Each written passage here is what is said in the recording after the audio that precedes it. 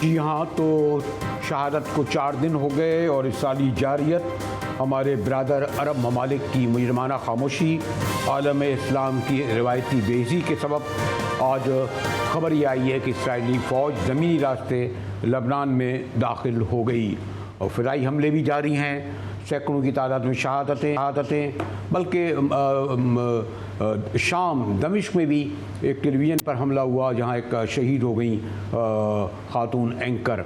यानी वो जो फ़लस्तीन से निकले थे एक पूरे साल भर के बाद अब इसराइली बर्बरियत अमरीकी पुष्पनाई में लेबनान को जो है तहस नहस करना चाहती है हिज़्बुल्लाह की। लेकिन हिज़्बुल्लाह का ने जवाबी तौर पर कहा है इसराइल हम तैयार हैं।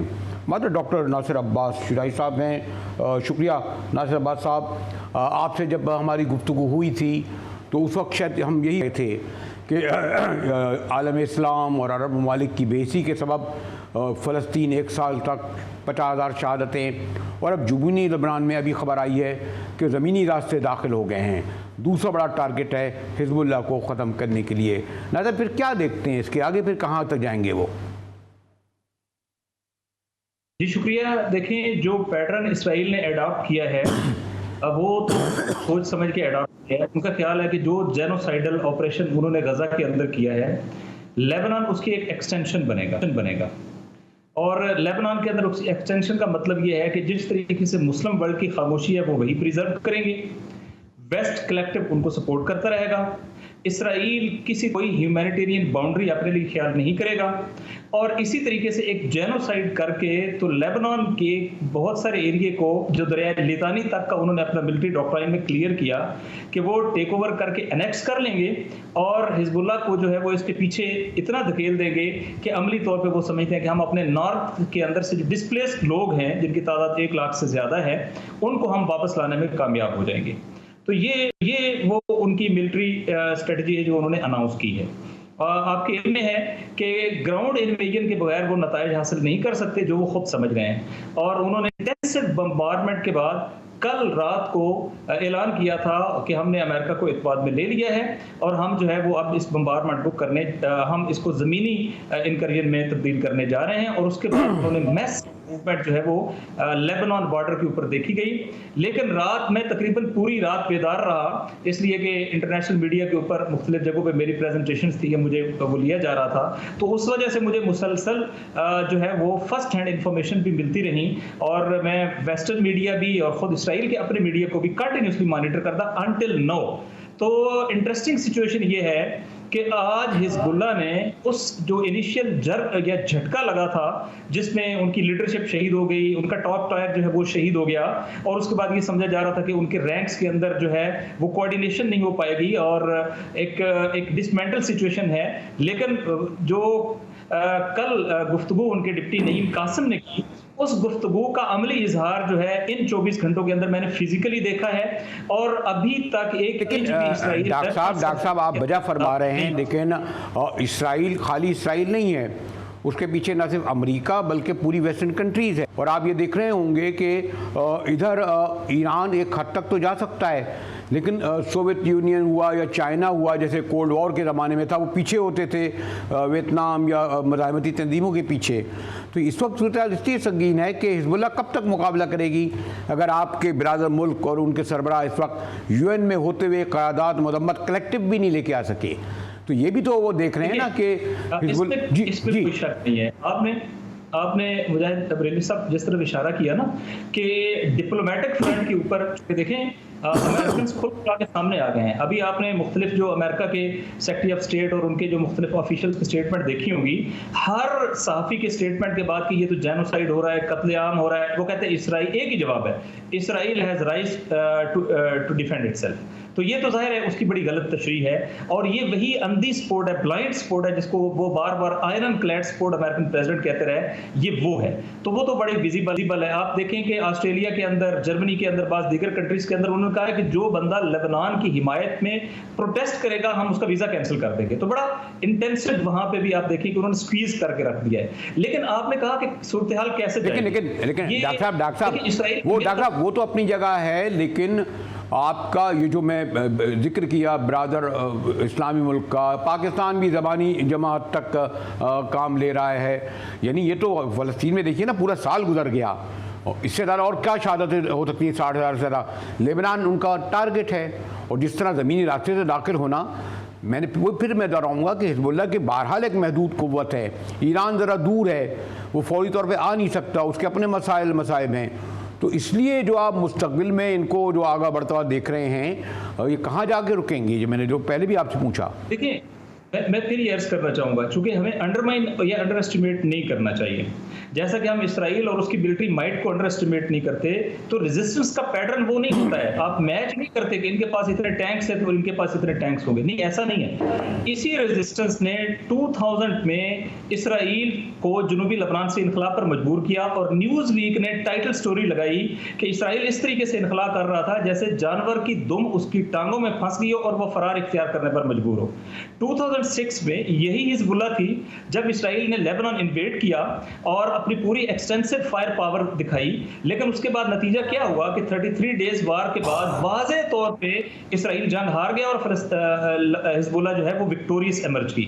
तो हमें ये समझना चाहिए कि हिजबुल्लाह के पास 1.5 लाख स्टैंडिंग आर्मी है, जिनमें से तकरीबन 50,000 तो उनके, आप समझें कि जिसको आप कमांडो फोर्स कह सकते हैं, वो है जिनकी एलीट फोर्स, जिसको वो रिजवान फोर्स कहते हैं, जिसके पास जिम्मेदारी ये नहीं है कि उन्होंने लेबनान को डिफेंड करना है, उन्होंने डिफेंस इसराइल के अंदर तलाश करना है। लिहाजा उनको अल जलील का एरिया जो है उसकी टास्किंग है कि उन्होंने इसराइल का जो ऑक्युपाइड एरिया है अल जलील को टेक ओवर करना है, ये प्रिपेयर हुए हैं।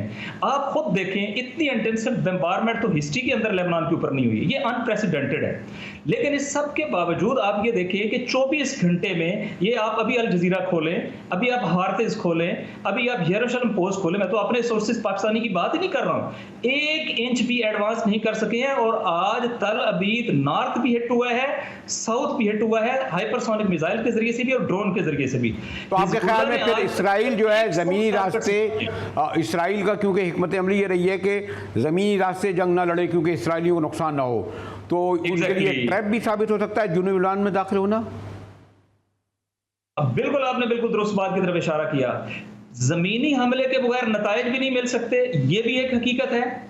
और एरियल कवर के अंदर उनका ख्याल था कि वो जमीनी इंकर्जन करेंगे और एरियाज टेक ओवर करेंगे। उन्होंने जो अमेरिकन के साथ मिलकर जो स्टेटमेंट जारी की वो कहा था उन्होंने लिमिटेड टारगेटेड अटैक हम कर रहे हैं इनसाइड लेबनान, लेकिन उन्होंने जितनी मरतबा, कुछ 26 मरतबा 24 घंटों में इसराइल ने एंट्री की कोशिश की है, और 26 टाइम ना सिर्फ ये कि रिपेल हुआ है उनका अटैक, बल्कि बहुत भारी नुकसान हुआ है। बाज़ वीडियोस तो आ चुकी हैं कि जो मिरकावा टैंक्स की हैं या उनके आर्मर्ड कोर की हैं कि जो वो आ चुकी हैं, तो उनको 1 इंच भी अभी अंदर नहीं आने दिया है। और तमाम इसराइली मीडिया कलेक्टिवली एक्नॉलेज कर रहा है कि अभी तक हम लेबनान के अंदर फिजिकल टेरिटरी के अंदर एंटर नहीं हो सके हैं।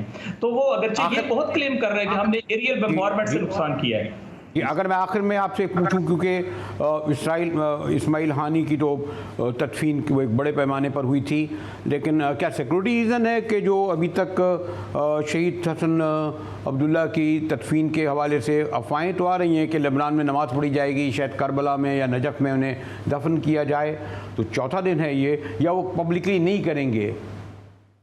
बिल्कुल, आपने दुरुस्त फरमाया, सिक्योरिटी रीज़न है। नईम कासिम साहब ने भी इसकी तरफ इशारा किया कि वो अभी वहाँ पे अपने लीडरशिप का ऐलान नहीं करने जा रहे हैं, तो वो टाइम आएगा। इट मीन्स कि उन्हें पता है कि इस वक्त जो है उनका पैटर्न थोड़ा सा चेंज हो गया है, और इसी तरीके से शायद कुछ घंटों में आपके पास ये खबर आए कि उनका जो जसद खाकी है वो इराक मुंतकिल कर दिया गया है, या मसलन आउट ऑफ लेबनान जा चुका है, चूंकि लेबनान के अंदर सिक्योरिटी सिचुएशन बहुत टेंस है, और वो ज़ाहिर है बाकी लोगों की जान को भी, जो सिविलियंस हैं, उनको खतरे में नहीं डालना चाह रहा है। लेकिन ये दुरुस्त है कि इस वक्त जो मेरी बात सहाफ़ियों से जो वहाँ पे मौजूद हैं लेबनान में और बैरूत में, उनसे बात हुई है, तो वो ये कहते हैं कि ये दुरुस्त है कि ख्वाहिश यहाँ पर ये है कि उनकी तदफीन हरम इमाम हुसैन अलैहिस्सलाम में करबला के अंदर हो, लेकिन उनके जनाजे जो है वो यकीनी तौर पे लेबनान में भी होंगे और यकीनी तौर पे फिर करबला के अंदर भी होंगे। लेकिन स्टिल वो पोजीशन नहीं बता रहा है कि करंट सिचुएशन जो है वो क्या है। ऑब्वियसली इसकी रीज़न जो है वो सिक्योरिटी कंसर्न। शुक्रिया डॉक्टर नासिर अब्बास साहब। माशाल्लाह, मैंने कहा कि आपकी बड़ी गहरी नज़र है, अथॉरिटी का दर्जा रखते हैं, और उन्होंने कई हवाले से ये बताया कि हिजबुल्लाह को इतना कमज़ोर नहीं समझा जाए, और या एक हद तक जो ये जो इसराइली दाखिल हो रहे हैं ज़मीनी रास्ते, ये यकीनन इनके लिए एक बड़ी जंग की तरफ जो जा रहे थे वो इतना जीतना आसान नहीं होगा।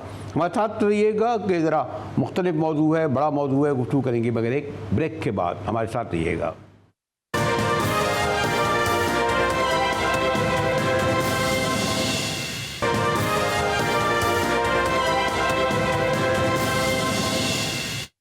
टीवी में एक बार फिर मुजाहिद वली आपको खुशामदीद कहता है।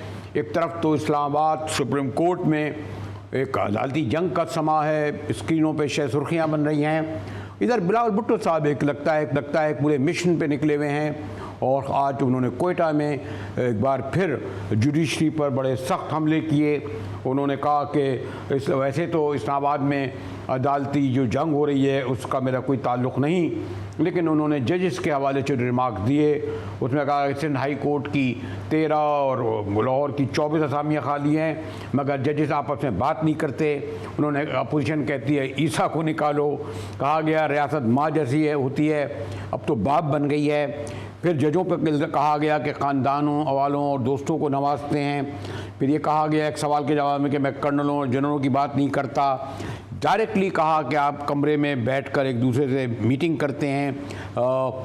देखिए किस तरीके से उस अदलिया जिसके बारे में कहा जाता था कि सबसे मुक़द्दस इदारा और रियासत होती है, उस पर बहरहाल बड़े ठीक है भुट्टो ख़ानदान के हों, सॉरी टू से कि जो ये ज़बान किस हद तक तौहीन अदालत के ज़िम्मे में तो नहीं आती। जैसे शाइख उस्मानी बड़े सीनियर सीजनड अब तो लॉयर हैं, जज रहे हैं। शाइख उस्मानी साहब आज आपने देखा इधर, बल्कि आज से क्या मैं देख रहा हूँ बिलावल साहब और हुकूमती वज़रा जुडिशरी पर और फ़ायदा ये उठा रहे हैं कि ख़ुद जुडिशरी तकसीम है। जैसे साहब देखिए जुडिशरी तकसीम है नहीं, बल्कि ये इसको सियासतदानों ने तकसीम कर दिया है। क्योंकि अब जब कोई एक जजमेंट निकलती है सुप्रीम कोर्ट से, अगर वो किसी ख़ास पार्टी के फेवर में होती है तो वो कहता है वाह वाह वाह वाह क्या कहने, तो दूसरी पार्टी जो होती है वो समझती है कि ये हमारे ख़िलाफ़ है। तो ये जो चीज़ शुरू हुई है कि वो अब जज ऐसे हो गए कि ये मेरी पार्टी का जज है, वो आपकी पार्टी का जज है। तो ये चीज़ जब आ जाती है, जब सियासी तफर्रुकात जो हैं वो फिर जुडिशरी में आ जाते हैं, फिर प्रॉब्लम शुरू हो जाती है, जो पहले नहीं होता था। पहले जो होता था एक जजमेंट होती थी, उसके बाद लोग चुपचाप बैठ जाते थे। तो ये बड़ा, अब उसके बाद ये हुआ कि जजेस खुद भी जो हैं आपस में उनका इतना मेल मिलाप नहीं रहा जितना कि पहले होता था। पहले ज़माने में ऐसा होता था कि जब कोई केस सुनता था जज और एक बेंच सुनती थी, तो वो सुनने के बाद नेचुरली डिफरेंसेस तो होते हैं आपस में, जजेस के सब काबिल लोग होते हैं, उनमें डिफरेंसेस तो होते हैं, लेकिन वो डिफरेंसेस जो होते थे वो फिर मीटिंग में बैठ करके वो डिस्कशन करके एक दूसरे से लड़ झगड़ करके उसको तय करते थे और एक कंसेंसस पे पहुंचने की कोशिश करते थे। अगर कोई एक जज नहीं मानता था तो हम वो कहते थे ठीक है आप डिसेंटिंग वोट लिख दें, इस तरह से चलता था। लेकिन अब तो ये नहीं होता, अब तो ये आपस में खतो किताबत शुरू हो गई, पहले नहीं होती थी। तो ये गलत ट्रेडिशन आ गई है और इसको सही करने के लिए कोशिश कर रही है गवर्नमेंट। वो कहती है हम इस तरह सही करेंगे कि कानून में और आइन में कुछ अमेंडमेंट लेके आएंगे, लेकिन वो अमेंडमेंट्स अगर लेके आएंगे तो शायद उसको इससे भी ज़्यादा ख़राब कर दें। कोई ये नहीं, कोई सलूशन नहीं है उसका, जब तक कि एक प्रॉपर एक कौन से कमीशन ना बैठे, कमीशन बैठ करके सारी जितनी इनकी नई जो चीज़ें लाना चाहते हैं, जो अमेंडमेंट करना चाहते हैं, उस पर डिस्कशन हो, हर तरफ के लोग आएँ और आके डिस्कस करें, उसके बाद फिर वो लेके आए अमेंडमेंट, तो ठीक है। वो तो है नहीं, यहाँ पे तो एकदम से कह रहे हैं कि हम चेंज करना चाहते हैं। तो ये सब ऐसा कन्फ्यूजन क्रिएट हो गया कि मैं तो फ्यूचर जुडिशरी का बहुत ही ख़राब देख रहा हूँ। जैसे अब आपने ये भी देखा कि एक बड़ा कंट्रोवर्शियल उन्होंने इशू उठाया है, जो ट्रेडिशन थी कि कहते हैं जजेस को कैसे लगा सकते हैं, और उनका कहना था कि नहीं पार्लियामेंट लगाए। लेकिन सवाल ये भी होगा कि आपकी पार्लियामेंट की क्रेडिबिलिटी क्या है, यानी जो आपकी पार्लियामानी कमेटियां हैं वो उसको भी बाईपास किया जाता है। फिर लोग कहते हैं ये तो खैर फॉर्म 49 की अक्सरियत में है पार्लियामेंट, यानी जब वो बरतानिया की मिसाल देते हैं कि वहाँ जजेस को बरतानिया लगाता है या अमेरिका लगाता है तो उनकी क्रेडिबिलिटी तो होती है, इंडिया में तो खैर ये नहीं है। तो ये जो एक नया बात ला रहा है कि साहब जजेस को जजेस कैसे लगाएंगे। देखिए, ये पहले तो यही होता था कि जजेस ही लगाते थे। चीफ जस्टिस जो है एक कोर्ट का, वो देखता था जो प्रोमिनेंट लॉयर्स थे उनको बुलाता था, उससे कहता था आप जज बनना चाहते हैं, मैं आपको जज बनाना चाहता हूँ। इस तरह से होता था पहले। फिर बाद में ये डिस्कशन हुई और लोगों ने सोचा कि इसमें पार्लियामेंट का भी कोई हाथ होना चाहिए, क्योंकि पार्लियामेंट जो है लोगों को रिप्रेजेंट करती है। और अमेरिका की तो मिसाल मौजूद है आपको कि जब कोई जज सिलेक्ट होता है तो उसको सेनेट में उसको अपियर होना पड़ता है और सेनेट फिर डिसाइड करती है कि उसको लेना चाहिए कि नहीं लेना चाहिए, और सवाल भी पूछते हैं जजेस से। तो इन्वॉल्वमेंट तो सही है, पार्लियामेंट की इन्वॉल्वमेंट, यानी लोगों की जो रिप्रेजेंटेटिव हैं उनकी इसमें इन्वॉल्वमेंट तो होनी चाहिए, लेकिन इस हद तक तो नहीं होनी चाहिए कि वो उस पर हावी हो जाए। वो एक मिल बैठ करके होना चाहिए, जो पहले था अच्छा खासा सिस्टम चल रहा था। अब बात चेंजेस लाने की कोशिश की जा रही है, और जिस तरह से चेंजेस आ गए हैं इसकी वजह से काफ़ी प्रॉब्लम शुरू हो गए हैं। नहीं, मैं ये बात इसलिए कह रहा था कि इसकी इब्तदा सॉरी टू से आज जो बिलावल साहब हैं उनकी, जब भुट्टो साहब पूरे चले, मैं चले शहीद हैं, उनको नहीं कहूँगा कि उन्होंने जुडिशरी के साथ क्या किया, लेकिन बड़े काबिल एहतराम शहीद मोहतरमा हैं। उन्होंने जो बाईपास करके, मुझे याद है उस वक्त एक होते थे कोई जनाब आगा रफ़ीक, उन्हें कहा जज बना दो, पूरे नहीं उतरते थे। फिर सज्जाद अली शाह का तो एक हंगामा खड़ा हो गया। फिर ये तारड़ साहब को ले आए, सबको पता था कि उनके दफ्तर में काम करते थे शरीफों क्या। यानी ये जो शुरू हो गया कि अब तो ये हो गया ना, साढ़ा जज थे, साढ़ा सदर थे, साढ़ा जनरल। अब तो यहाँ तक नौबत आ गई है कि तीनों चाहते हैं कि जब तक हमारे नहीं होंगे उस वक्त इनका इक़्तिदार को दवाम नहीं होगा। जी, यही मैं आपसे शुरू में कह रहा था कि अब यही हो गया कि हर एक सियासी पार्टी चाहती है, कहते हैं कि ये मेरा जज है, वो तुम्हारा जज है, इस तरह से शुरू हो गया। अब इसको सही करने के लिए अमेंडमेंट्स आनी चाहिए आइन में, लेकिन वो अमेंडमेंट जो है वो इस तरह नहीं आनी चाहिए जिस तरह से सियासी लोग करने की कोशिश कर रहे हैं। वो अमेंडमेंट, जिससे मैंने कहा एक प्रॉपर कॉन्स्टिट्यूशन कमीशन बैठे, उसके कुछ मेंबरान बड़े काबिल और जिनका बहुत अच्छा रेपुटेशन है मुल्क में, वो बैठ करके उसका डिस्कशन करें। मैं आपको मिसाल देता हूँ, इंग्लैंड में भी उनके जो लॉज हैं जब बहुत पुराने हो गए तो उसमें बहुत सी ऐसी चीज़ें थी जो कि सही नहीं थी। उसको सही करने के लिए फिर उन्होंने एक कॉन्स्टिट्यूशन कमीशन बनाया, बहुत पावरफुल कमीशन बनाया। उस कमीशन ने फिर उनके सारे जितने सिविल लॉज हैं उनको चेंज करके इंट्रोड्यूस किया। अब वो नए लॉज उनके इंट्रोड्यूस हो गए, लेकिन हमारे यहाँ वो चीज़ नहीं हो सकी, क्योंकि हम बैठ करके डिस्कस करना चाहते ही नहीं और ना करते हैं, और जब करते हैं तो लड़ते झगड़ते हैं। जैसे आखिर में अगर मैं पूछूं कि क़ाज़ी फ़ायद ईसा साहब जो बड़े रिप्यूटेड ही कहूँगा, इस हद तक कंट्रोवर्सी में आ गए हैं कि आज बिलावल साहब भी कह रहे थे कि अपोजिशन कहती है ईसा को निकालो, और ख़ुद उन्होंने जो पहले जो कहते थे कि मैं एक्सटेंशन नहीं लूँगा, अब थोड़ा सा उनका बयानिया तब्दील हुआ है उम्र के हवाले से भी, और मंसूर अली शाह साहब जिस तरह सामने आए वो भी आपके नज़र में। तो इसमें तो ये लगता है कि आईनी तरमीम को बाईपास किया जाएगा और क़ाज़ी फ़ायद साहब को एक्सटेंशन मिलेगा, जिसके लिए शायद वो किसी तक तैयार भी नज़र आ रहे हैं। नहीं, बाईपास तो नहीं करेंगे, क्योंकि अगर बाईपास करेंगे फिर तो एक्सटेंशन नहीं दे सकते, क्योंकि आइन में तो साफ लिखा हुआ है कि एक जज जो है वो 65 की उम्र में रिटायर हो जाएगा, तो वहाँ पे एक्सटेंशन नहीं मिल सकती। ये तो अगर आइन में चेंज लेके आएंगे फिर एक्सटेंशन मिल सकती है, लेकिन उसको वो एक्सेप्ट करेंगे कि नहीं करेंगे, अभी तक तो जो इंडिकेशन उन्होंने दी है कि वो एक्सेप्ट नहीं करेंगे। अब जब अगर ये हो गया, अगर उन्होंने जनरली जजेस की जो रिटायरमेंट एज 65 की बजाय 68 कर दी या 69 कर दी, तो उसके बाद वो ये क्या वो कहेंगे कि हाँ ठीक है मैं उससे पहले रिटायर हो जाऊंगा, ये कहना इस वक्त पॉसिबल नहीं है कि क्या उनका रिएक्शन होगा। जैसे शायख उस्मानी साहब, जैसे मैंने कहा कि बड़े सीनियर सीजनड कानून पर महारत, और आज बिलावल भुट्टो साहब बलूचिस्तान में हाई कोर्ट से खिताब किया, उससे पहले सिंध में थे। अफजल हरीफाल हमारे साथ हैं। शुक्रिया वाजा, आपने हमारे लिए वक्त निकाला। बिलावल साहब ने आज बड़ी तकरीर की गरज जमक के, और मैं ये देख रहा था कि जो आपके सवाल थे वो तो हमने टीवी पे नहीं सुने, बिलावल साहब के जवाब से अंदाज़ा हुआ कि उनसे क्या सवाल हुए और सख्त सवाल हुए। कोई ऐसा सवाल आप जो समझते हैं कि जो आप उनकी उस पूरी गुफ्तगू से जो वो डटे हुए हैं कि आईनी कोर्टें हर सूरत में कायम होंगी, मुतमईन हैं? अफजल जान। बिस्मिल्लाहिर्रहमानिर्रहीम। सबसे पहले तो बहुत शुक्रिया मुजाहिद साहब। जो आज सवाल मैंने जो उनके सामने सवाल रखे उसमें एक तो ये आईनी कोर्ट के हवाले से थे कि आप आईनी अदालतें बना रहे हो और उसके लिए बुनियाद ये बना रहे हो कि आप हमारा जो जुडिशल सिस्टम है वो सही वर्कआउट नहीं कर रहा है। तो हमारा कौन सा इदारा है जो सही काम कर रहा है, और कोई भी इदारा अगर हमारा सही काम नहीं कर रहा है तो क्या आप हर इदारे के ऊपर एक और इदारा बनाओगे? एक हमारा ये सवाल था उनसे। दूसरा, उनको हमने सजेशन दी कि आईनी कोड बनाने के बजाय आप क्यों ना जजेस की तादाद बढ़ा के उसके अंदर आईनी बेंच बनाएं। तो उसके लिए एक अलग से कोड बनाने की क्या जरूरत है? और इसके साथ साथ इन्होंने जो सिंध में कहा था, तो ये सवालात उनके सामने रखे कि सिंध में आपने कहा कि बीबी शहीद की ये ख्वाहिश थी कि कॉन्स्टिट्यूशनल कोड बने, फेडरल कॉन्स्टिट्यूशनल कोड बने। तो बीबी शहीद ने मीसाक जमहूरियत में बहुत सी ख्वाहिशात का इजहार किया था। तो उसमें मीडिया की आज़ादी के हवाले से शिक है, उसमें इंटेलिजेंस एजेंसीज के हवाले से शिक है, उसमें सिक्योरिटी काउंसिल के हवाले से शिक है। तो वो तमाम उनके सामने पढ़ के उनको सुनाया कि फिर ये क्यों एड्रेस नहीं हो रहा है। और इससे पहले 2006 में ये मुआहदा हुआ था, ये मीसाक हुआ था। तो उसके बाद 18वीं तरमीम आई और एक साल आप डिबेट करते रहे। तो उस 18वीं तरमीम के अंदर इसको हिस्सा क्यों नहीं दिया गया? फिर उसके अंदर कॉन्स्टिट्यूशनल कोड क्यों नहीं आई? नहीं, इस वक्त तो बुनियादी सवाल ये है कि आप जुडिशरी की तकसीम तो आपको वाज़ेह नज़र आ रही है। बाकायदा जैसे मंसूर अली शाह, एक ज़माने में आपकी 12वीं तकसीम थी।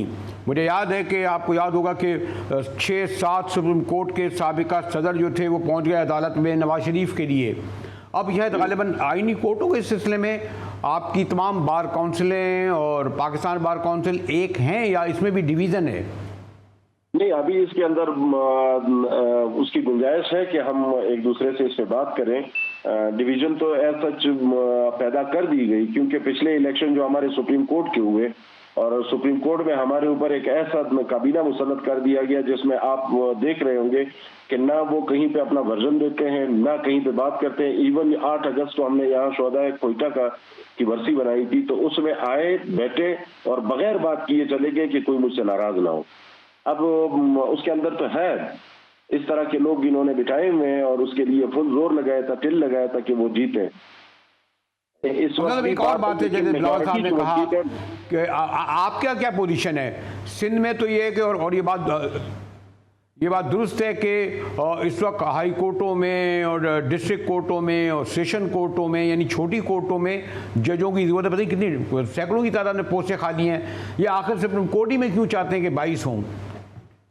बिल्कुल, ये तमाम हाई कोर्ट्स हमारे जितने भी है, मेरे ख्याल में 24 या 27 पंजाब में खाली है और इसी तरह सिंध में, इसी तरह बलूचिस्तान के अंदर है और इसी तरह खैबर पख्तूनख्वा के अंदर सीटों का मामला है और इन्हांसमेंट है।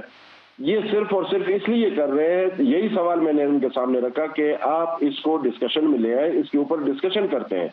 इसका ऐसे नहीं कि आप मिडनाइट में ये अमेंडमेंट्स ला रहे हैं और उसके लिए 63A को भी मुतनाज़ा बना रहे हैं और उसके अंदर भी रास्ता निकाल रहे हैं ताकि ये आईनी तरमीमी बिल पास हो सके। तो वो सिर्फ और सिर्फ वन मैन फोकस है। शुक्रिया अफजल साहब, ज़रा वक्त की कमी से आपसे ज़्यादा मैं तफसील से गुफ्तगू करना चाह रहा था। बलूचिस्तान हाई कोर्ट के सदर जहां बिलावल साहब ने खिताब किया, अपना मौक़िफ़ बयान कर रहे थे। वो कहते थे कि बारें तकरीबन एक ही मसले पर, इस मसले पर मुत्तहिद हैं। ब्रेक के बाद आएंगे तो ज़रा सा चलते हैं IMF भी और टैक्स का आजकल बड़ा जिक्र है उस पर, ब्रेक के बाद।